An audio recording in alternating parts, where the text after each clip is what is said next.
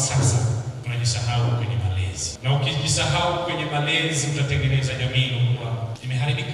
Kwa hiyo niwaombe sana, mama zangu wametulea tumefika hapa, lakini mama zangu bado wana kazi kutulea tuendelee kuwa bora, na wale ambao wameanza kuwa wazazi, niwaombe sana tuendelee kuwa wazazi bora kwenye misingi bora ya kuwalea watoto wetu vizuri.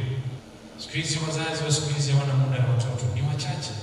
Malezi mazuri yanatengeneza familia iliyokuwa imara. Malezi yaliyokuwa sio mazuri yanatengeneza familia ambayo haitakuwa imara. Na malezi haya yanatengeneza jamii. Tunaona siku hizi jamii zetu zilivyoharibika. Tunaona sisi ni mashahidi. Jamii imeharibika kwa sababu wazazi hatutekelezi majukumu yetu.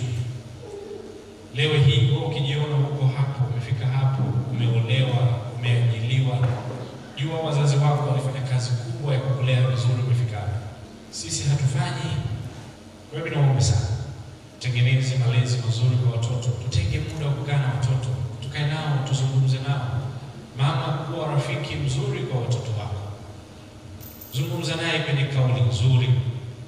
Mfundishe ya dunia.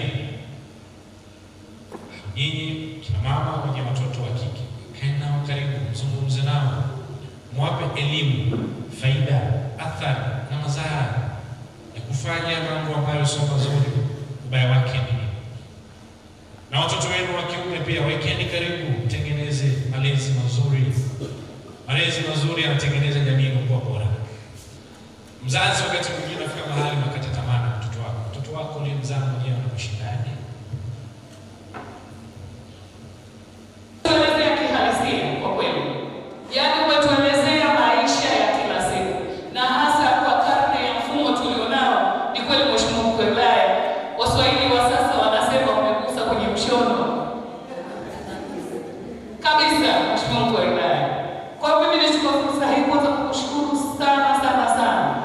Kutukumbusha lakini kutuweka sawa kwenye ndoa zetu.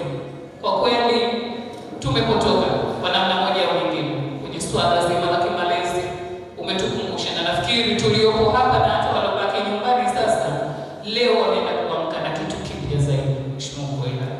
Lakini kwenye swala zima la ndoa zetu, Mheshimiwa Mkuu wa Wilaya, sasa hivi hata ukiangalia kwenye ofisi zetu za kawaida za kijamii, lakini hata ukitembelea kwenye mahakama zetu, kesi kubwa zimekuwa ni za migogoro ya ndoa. Kwa nini hatuweni kuishi katika uhalisia ule wa nini wanandoa wanatakiwa waishi? Nini mwanamke anatakiwa afanye kwa mume wake, lakini nini mwanamume anatakiwa afanye kwa mke wake, Mheshimiwa Mkuu wa Wilaya. Kwa mimi nichukue fursa hii kuwakumbusha tena wanawake wenzangu